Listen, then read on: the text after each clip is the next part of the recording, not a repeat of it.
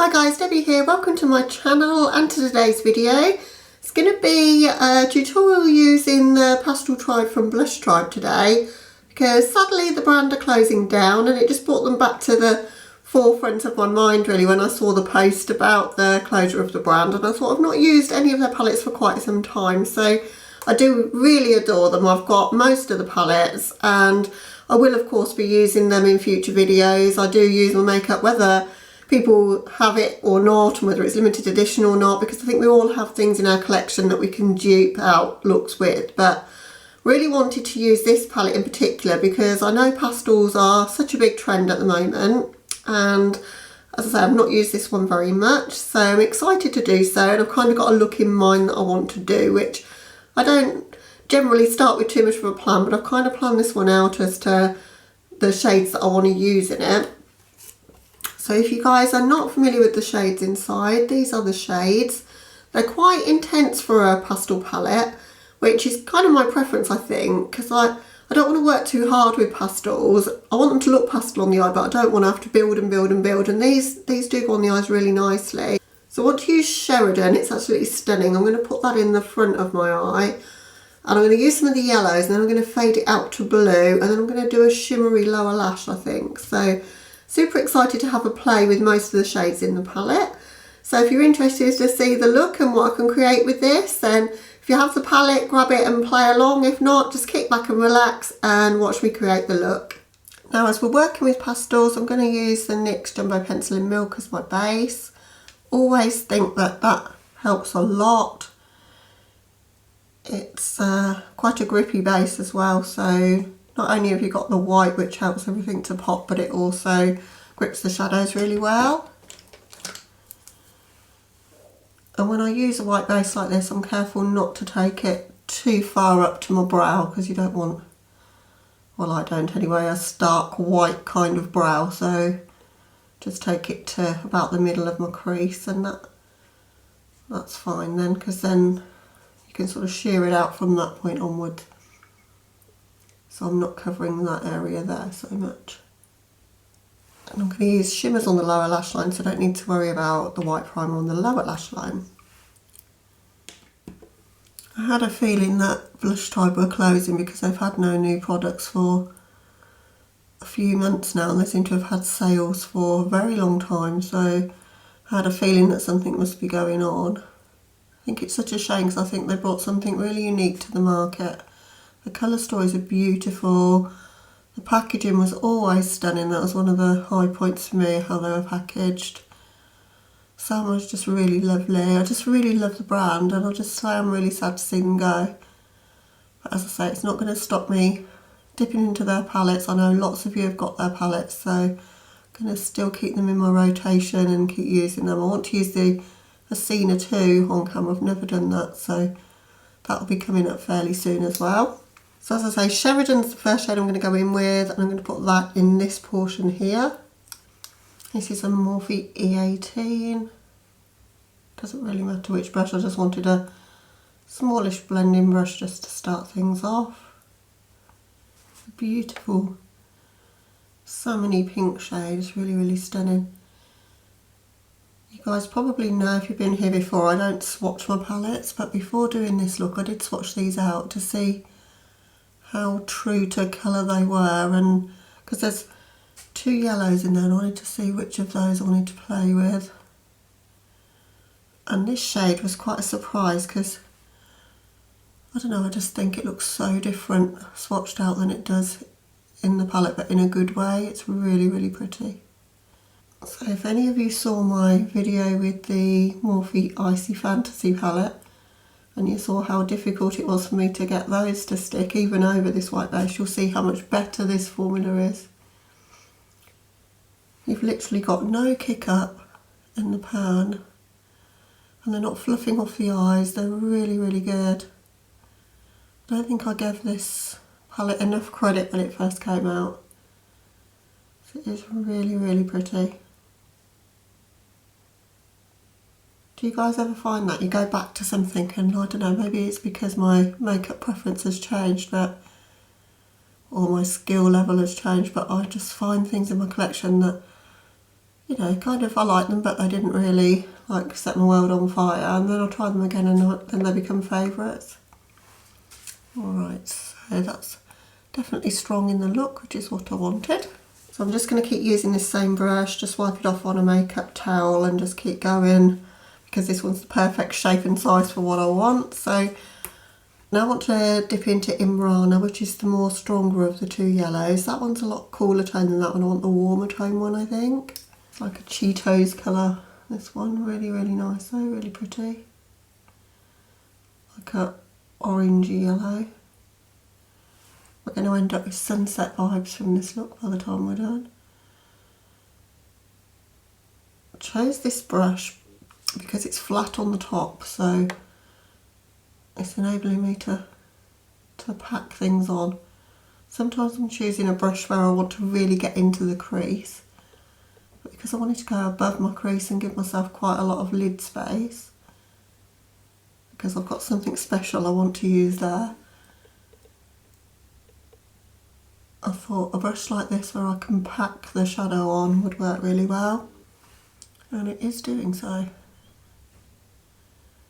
When I get to the outer corner I'll probably want to swap to something a bit more skinnier, but I think this is going to work quite well for at least the middle part of my crease anyway. So I'm just placing the colour right now, but I'm not really blending it. I'm just making sure I'm getting maximum pigmentation out of it. And now I'm going to start just doing a little bit of a blend between the two. Just circular motions there. Just going to go back into a tiny bit of Sheridan just to help that blend. But they're blending together really, really nicely. Now I'm going to use Dana, I'm not sure which it is, the blue shade in my outer corner. I'm going to use a flat definer just to create the V shape that I want. So I don't want to go any further out than that. That's just another trick instead of using tape that works quite well if you're not good at getting it nice and sharp like I'm not. And I'm going in with a Morphe E36 and that down shade. I'm just literally going to shade in the gap pretty much between where I've put that V. And I'm just going to pack that on, and I'm going to worry about creating a blend between those two shades in a moment. And then to help with the blend between those two shades, I'm going to use the yellow Caitlin. Hopefully that will give us a bit of a green transition between the two. That's what I'm hoping. Because we don't have a green matte in this palette.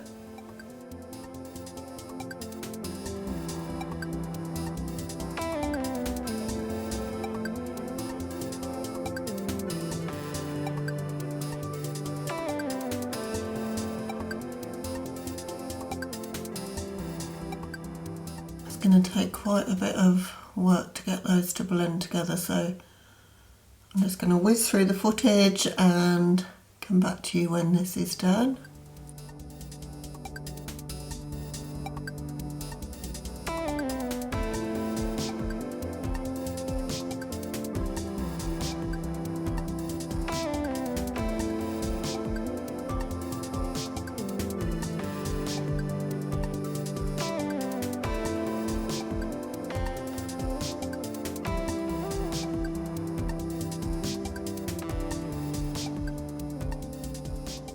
Okay, something like that. Now I'm just wanting to just blend around the edges just so that we don't have too harsh a corner there. And then just blend above towards my brow just to soften everything off up there as well. In the outer V area I'm going to use Mimo. Just going to spray that with Fix Plus.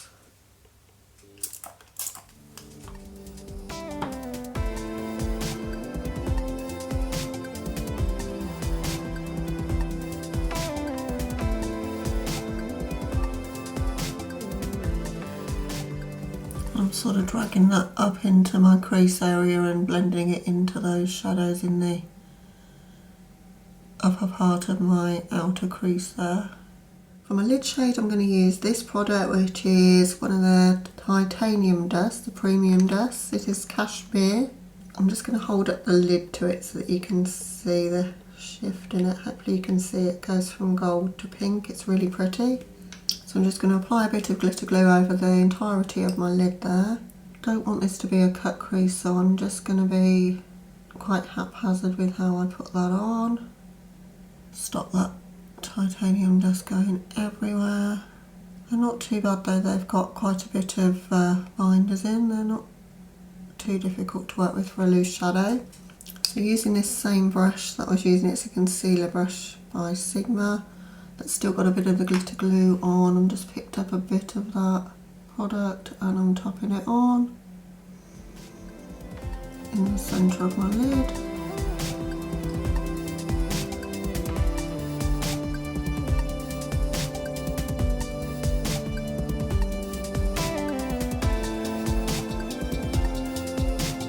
Now using Mimo again, I just want to get a blend between those two shadows.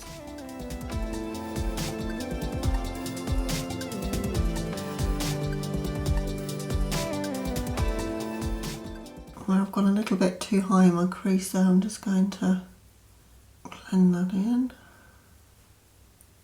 brush I'm using here is the SK03, one of the Urban Rebel brushes by Suzanne Jackson. Suzanne Jackson. This one's good, it's really long and flexible, so you can really get into your crease but blend quite precisely as well. In the front part of my crease I'm going to use Onica.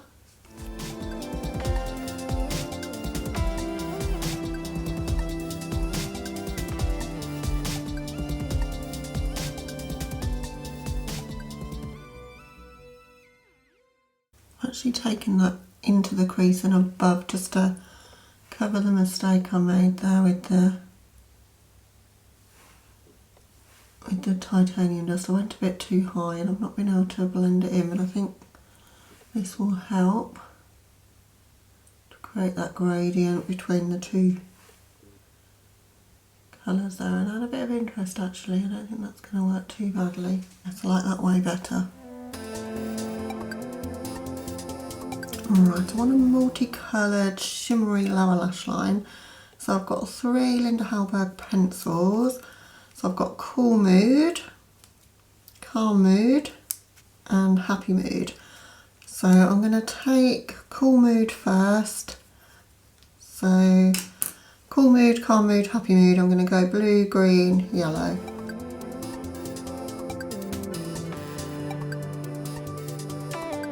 I'm taking that into my waterline and on my lower lash line as a base.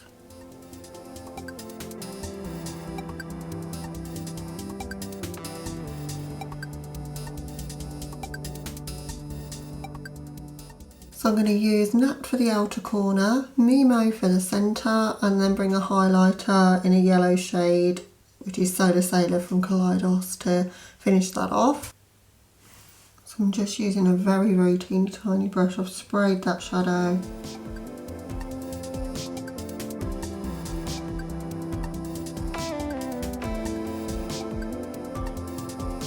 Okay, so that's that eye done. I'm just going to quickly do the other eye and just speed through that to some music.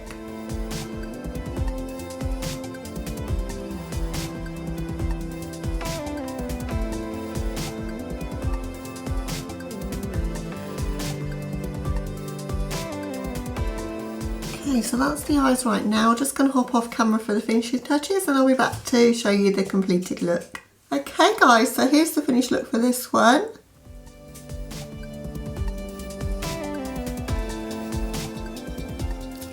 The lipstick is a Lancome Rouge in Love mini sample size.